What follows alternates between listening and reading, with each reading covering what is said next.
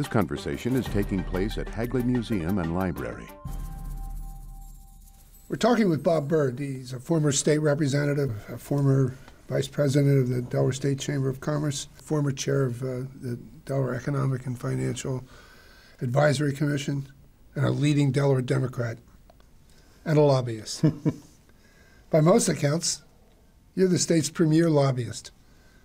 How'd that happen, Bobby? How did that happen? Oh, I don't know. A lot of luck and a lot of hard work. You know, I started lobbying for the chamber back in the 70s after I was in the legislature for a while.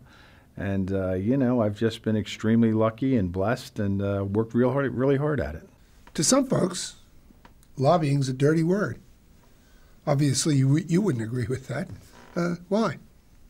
Lobbying is not a dirty word because lobbyists are guaranteed their right under the Constitution. We have the right to redress our government. And what we do is we represent people who have decided for whatever reason that they don't have the time or don't want to take the effort to interface with their government, and they pay people like me to do that. And that's what lobbying is all about. What kind of skills does a lobbyist need? Oh, you have to be very friendly. You have to be outgoing. You have to be fairly quick on your feet. You have to be a quick study, and you've got to have a little bit of intelligence to do this. You have to be able to talk to your client about exactly what it is they want to do.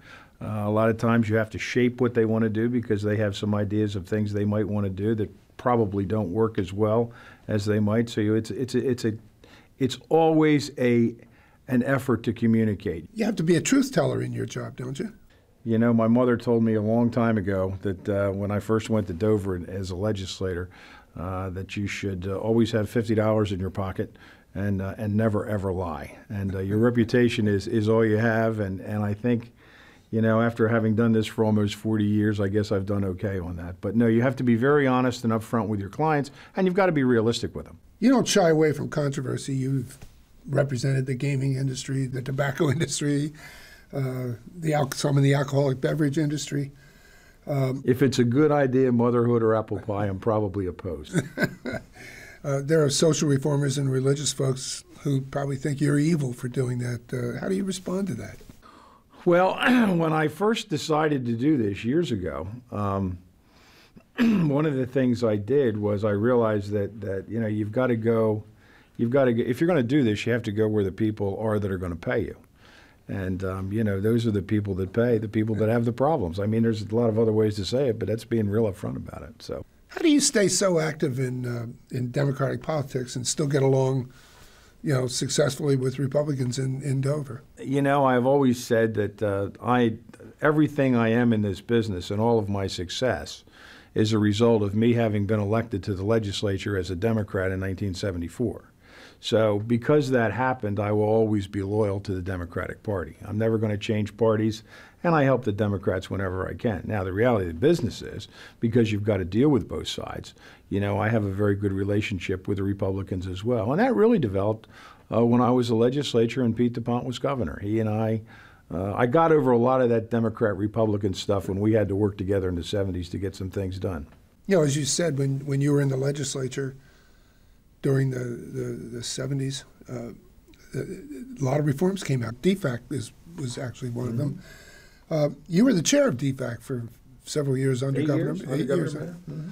How did you square being chairman of DFAC and, you know, a major lobbyist in a legislature? Well, when the governor asked me to be chair of DFAC, I said, you know, you have to define what DFAC's going to be, because DFAC has been a lot of things over the years. When Ellie Craig was the chairman under Pete DuPont, she was very active in making statements and was out there as a member of the DuPont administration talking about tax policy.